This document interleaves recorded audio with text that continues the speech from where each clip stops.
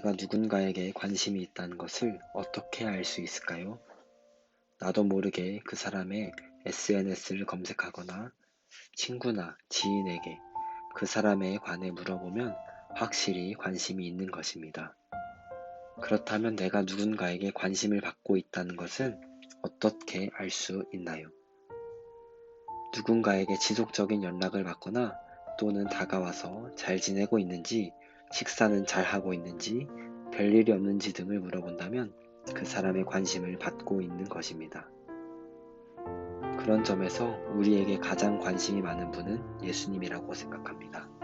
왜 그런지 오늘의 성경 이야기가 말해줍니다.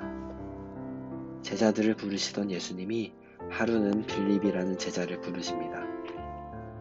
안드레, 베드로와 한 고향 사람이었던 빌립은 머지않아 예수님의 매력에 빠집니다. 하나님에 대한 분명한 신앙과 명쾌한 말씀풀이에 그는 우리가 메시아를 만났다고 확신합니다.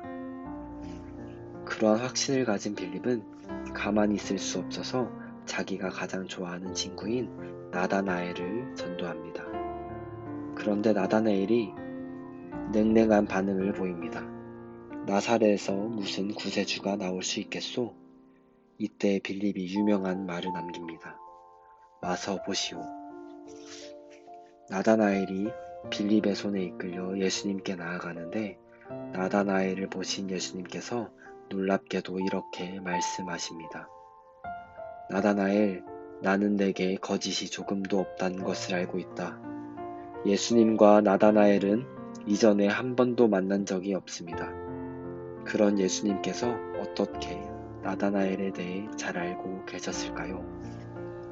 궁금한 나다나엘이 묻자 예수님이 빌립이 너를 찾아가기 전에 내가 무화과 나무 아래에 있는 것을 내가 보았다고 대답하십니다. 그렇습니다.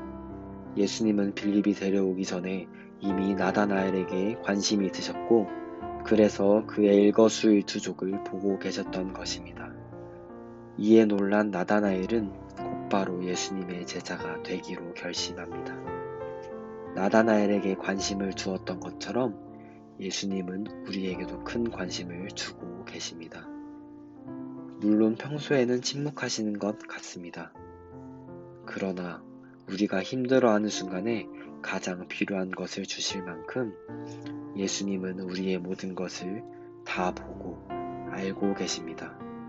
그 예수님이 오늘도 우리를 주목하고 계시기에 우리는 이미 복받은 사람들입니다.